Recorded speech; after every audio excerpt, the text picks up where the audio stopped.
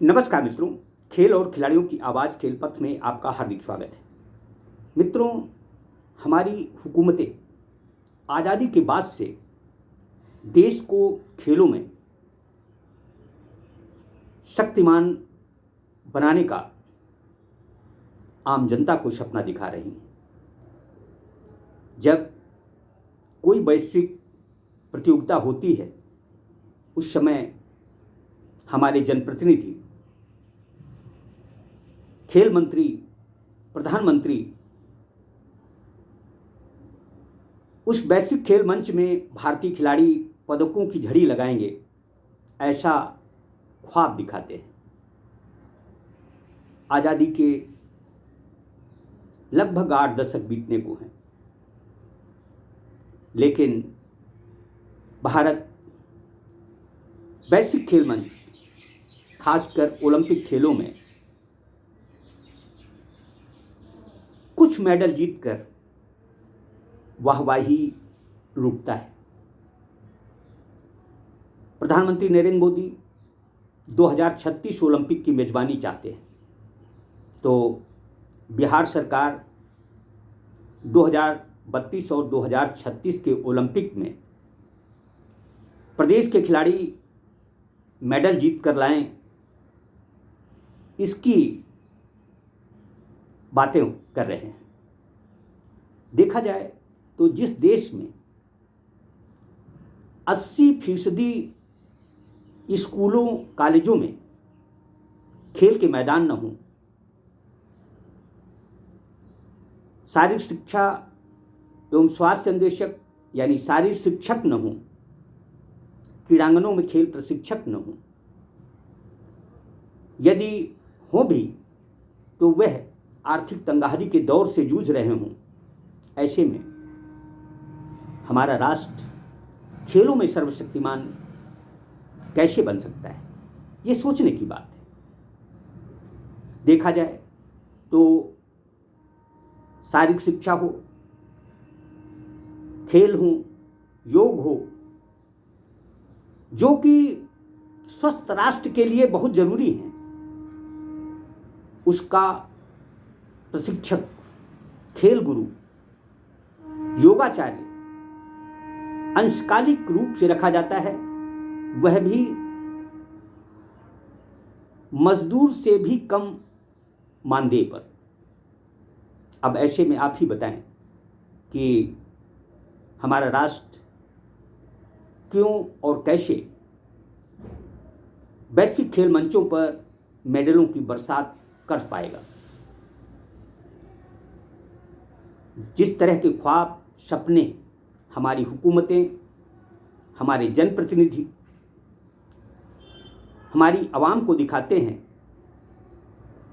अंशकालिक शारीरिक शिक्षा एवं स्वास्थ्य अनुदेशक, योग प्रशिक्षक, खेल प्रशिक्षक रखे जाते हैं, तो क्या इन जनप्रतिनिधियों ने कभी यह व्यवस्था की है कि शिक्षा मंत्री, खेल मंत्री भी अंशकालिक रूप से रखे जाएं?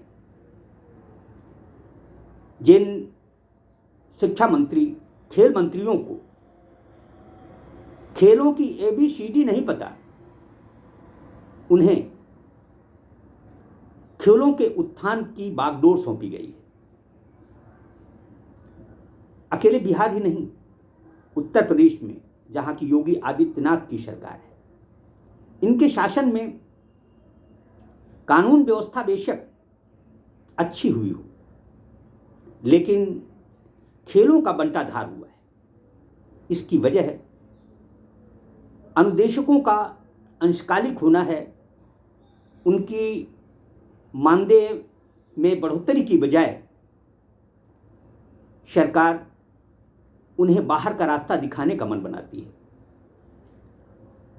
बिहार, उत्तर प्रदेश, मध्य प्रदेश, राजस्थान, यानी जितने हिंदी भाषी राज्य हैं, इनमें लगभग सभी में भारतीय जनता पार्टी का राज है।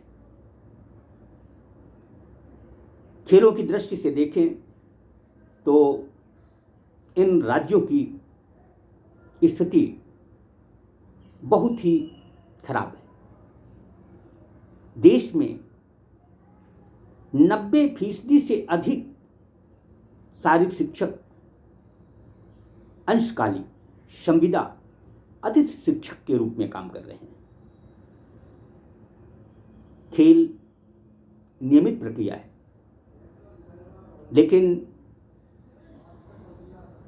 इनमें भी अंशकालिक प्रशिक्षक रखे जाते हैं, संविदा पर प्रशिक्षक रखे जाते हैं और वह अपना पूरी जिंदगी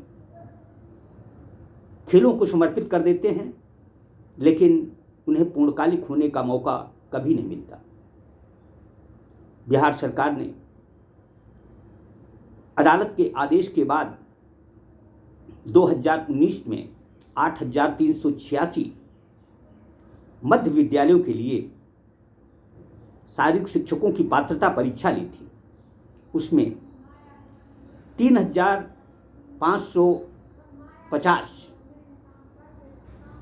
अभ्यर्थी ही पास हुए थे। उसके बाद 2022 में सरकार ने 2,350 शारीरिक शिक्षा एवं स्वास्थ्य अन्वेषकों को नियोजित कर दिया, लेकिन 1178 पात्रता परीक्षा पास कर चुके शारीरिक शिक्षा एवं स्वास्थ्य अन्वेषक बनने की युवा अभी भी प्रतीक्षा कर रहे हैं।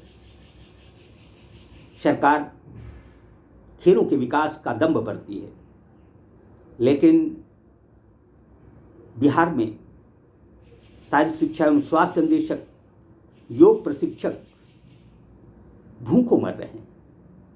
उन्हें 8,000 रुपये मासिक मानदेय मिलता है। 2022 में जिन शारीरिक शिक्षा एवं स्वास्थ्य अन्वेषकों की नियुक्ति हुई थी, उन्हें फिलवक्त 8,400 रुपये मिल रहे हैं। इन जनप्रतिनिधियों को, शिक्षा मंत्रियों को, खेल मंत्रियों को यह भी नहीं पता कि महंगाई के इस दौर में कोई भी युवा, कोई भी इंसान 8,000 रुपये में अपना व अपने परिवार का भरण पोषण कैसे कर पाएगा।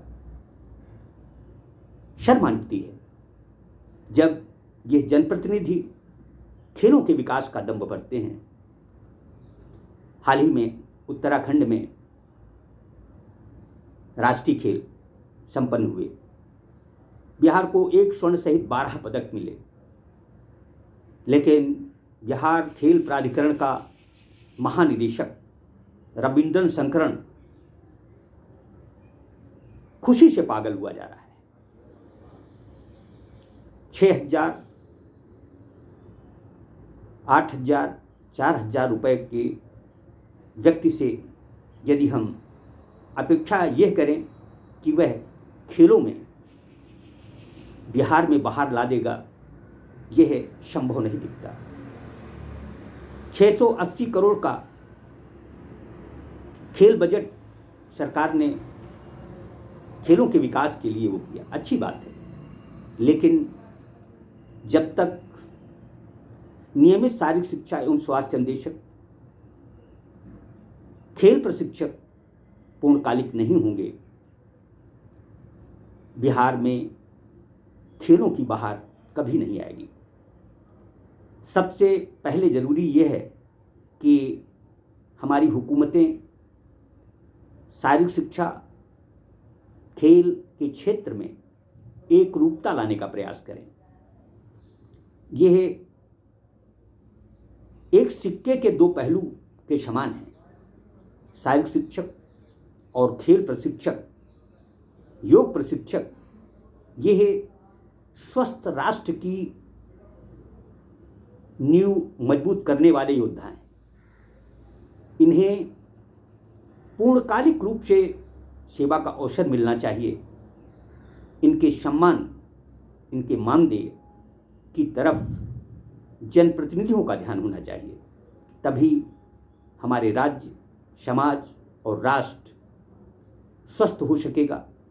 खिलाड़ी खेलेंगे, खिलखिलाएंगे और वैश्विक खेल मंचों में भारत की धाक जमेगी। अब देखना ये है कि हमारे प्रधानमंत्री, देश के शिक्षा मंत्री, स्वास्थ्य मंत्री, खेल मंत्री कब तक आम जनता का पैसा सिर्फ अपनी घोषणा में खर्च करते रहेंगे। जय हिंद, जय भारत।